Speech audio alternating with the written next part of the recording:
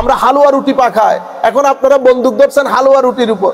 ঠিক আছে, যে হুজুর হালুয়া রুটির উপর বন্দুক ধরেছে উনি কিন্তু আবার রমজান আসলে ধুমাইয়া চনা বুটার পেঁয়াজু খায়। তো উনি আবার নিজেকে জিজ্ঞেস করে না, ও বা হালুয়া রুটি যদি না জায়েজ হয় তো চনা বুট পেঁয়াজু কি কারণে জায়েজ হয়ে গেল? আপনি যে এই যে বেগুনি, এই পেঁয়াজু, এই কত জাতের জিনিস, এই বন একটার ভিতরে জিনিস ঢুকাইতে ঢুকাইতে ঢুকাইতে এটার নাম দিয়েছেন বার্গার, না জায়েজ বলছেন। ও এটা জায়েজ না জায়েজের বিষয় না, এটা আমাদের কালচার। পৃথিবীর কেউ চনা বুট পেঁয়াজু দিয়ে নাস্তা করে না, ইফতার করে না, আমরা করি। বুঝতে পেরেছেন? তো এগুলা কি আপনি না জায়েজ বলবেন? না, না জায়েজের বিষয় না। আপনি যে আপনার, আমি এক আলেমকে আমি চিনি, তো এগুলা কি? এগুলো আল্লাহ রসুলের যুগে ছিল না। তো আপনার বিয়ের মেয়ের বিয়েতে আপনি যে কাচ্চি বিরিয়ানি বানাইছেন, ওইটা আমার নবী আজ হজরতে আমাদের মা ফাতেমা রাদিয়াল্লাহু তাআলা আনহার বিয়ে হয় নাই, তো আমার নবী ওখানে কাচ্চি বানাইছিল, আপনি যে কাচ্চি বানাইছেন। ইন্না লিল্লাহ, এগুলা কি করেন জাতিকে? আর আমাদের লোকজনও সুযোগ পাইছে, আমাদের মহিলারও আলহামদুলিল্লাহ বন্ধ করে দিছে, ছেলেরা জানেও না পিঠা কি। আমি আমার এই আওয়াজ যেখানে যেখানে যাচ্ছে, আমি আপনাদেরকে বিনয়ের সাথে অনুরোধ করব, আপনারা হালুয়া বানাবেন, পরোটা বানাবেন, গরিব আত্মীয় স্বজনকে দিবেন। যেই সমস্ত আমাদের ভিক্ষুক ভাইরা যারা সহযোগিতার জন্য আসে তাদেরকে টাকা পয়সাও দিবেন। আমি আপনাদেরকে বলবো, কালচারালি যে কাজগুলো আপনারা করেন সেটা বাদ দিবেন না। একটা জাতি সংস্কৃতি বাদে বাঁচে না। একটা জাতির কিছু লোকাল কাস্টমস থাকে, রীতিনীতি থাকে। আপনি রীতিনীতি বাদ দিয়ে আপনি পুরা জাতি দাঁড় করাইতে পারবেন না। জাতির সংস্কৃতিগুলো আমার নবীও বাদ দেয় নাই।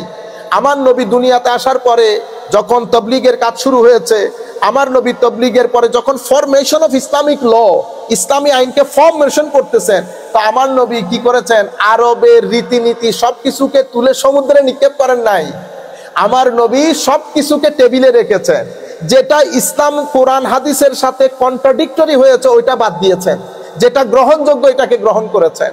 যেমন বিবাহের ক্ষেত্রে আরবদের মধ্যে অনেক ধরনের বিবাহের নীতি প্রচলিত ছিল, আমার নবী সবকিছু তুলে সমুদ্রে নিক্ষেপ করেন নাই।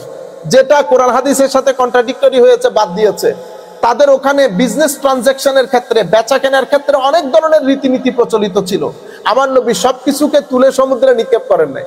আমার নবী রেখেছেন, কোরআন হাদিসের সাথে অ্যানালাইসিস করে দেখেছেন কোনটা কন্ট্রাডিক্টরি, যেটা কন্ট্রাডিক্টরি সেটাকে বাদ দিয়েছেন, যেটা রাখার সেটাকে রেখেছেন।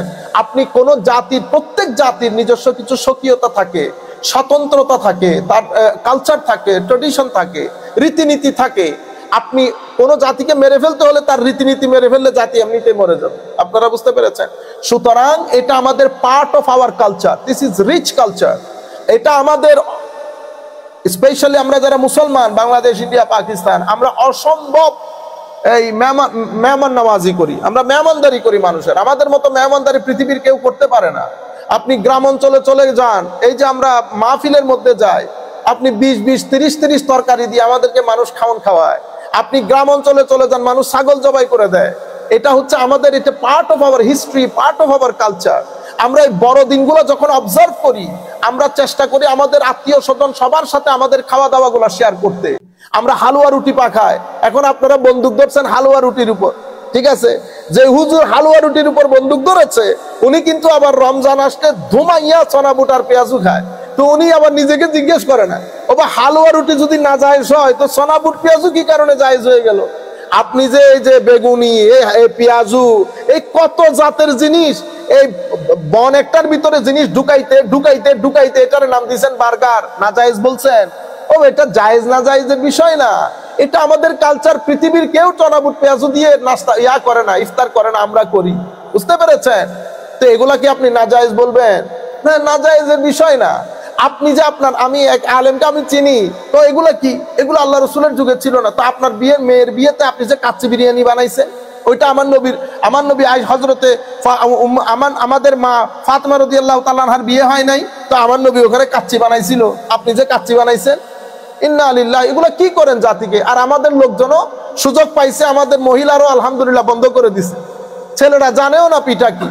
আমি আমার এই আওয়াজ যেখানে যেখানে যাচ্ছে, আমি আপনাদেরকে বিনয়ের সাথে অনুরোধ করব, আপনারা হালুয়া বানাবেন, পরোটা বানাবেন, গরিব আত্মীয় স্বজনকে দিবেন। যেই সমস্ত আমাদের ভিক্ষুক ভাইরা যারা সহযোগিতার জন্য আসে তাদেরকে টাকা পয়সাও দিবেন, সাথে সাথে তাদেরকে পরোটার হালুয়াও খাওয়াবেন। এবং এগুলো ছাড়বেন না। রমজানের মধ্যে আপনারা ছোলা পেঁয়াজু দিয়ে নাস্তা রমজান করেন, ইফতার করেন, কোনো অসুবিধা নাই। আমরা সাহারির সময় আমরা দুধের ভাত খাই নাই, সাহারির সময় ঘি দিয়ে।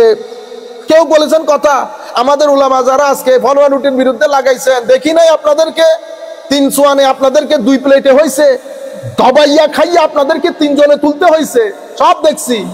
বুঝতে পেরেছেন? ঘি পারেন নাই, কারণ ঘি তো আপনি নিজে কিনে খাবেন না। 1800 টাকার ঘি, মাইনচের ঘি পাইছেন তো হাফ ঢেলে দিচ্ছেন, 3 জনে মিলে ধরে তুলতে হয়েছে। সেইটা আবার হালুয়া রুটির বিরুদ্ধে, হালুয়া রুটি না জায়েজ। ইন্না লিল্লাহি ওয়া ইন্না। আর আমাদের লোকজন আল্লাহ রসুলের যুগে ছিল না। তুমি বেটা কেক শিখাইয়া বাইরে যেটা আল্লাহ রসুলের যুগে ছিল না। বুঝতে পেরেছেন আপনারা? এগুলো হইলে একটা জাতিকে সাংস্কৃতিক দিক থেকে কালচারালি একটা জাতিকে মেরে ফেলা। আপনি কি রাখতে চাচ্ছেন? কোনো কিছু লাগবে না, শুধুমাত্র আসবেন আর যাবেন। সেই কারণে আমাদের ছেলে, অসংখ্য ছেলে নামাজ পড়তে আসে, সালাম পর্যন্ত দেন। আচ্ছা, আমারে দেও না, মুরব্বিয়ানে কেরাম দেখো না, তাদের কইলে একটা সালাম দাও। এ হইলো দিন। কিছু লাগবে না, শুধু ঢুকবেন আর বের হবে। আল্লাহ রাব্বুল আলামিন আমাদের হামি ও নাসির হোক।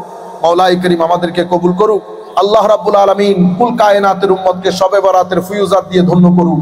বিশেষ করে আমাদের তরুণ প্রজন্মকে আল্লাহ শবে বরাতের ফুয়ুজাতে ধন্য করুক।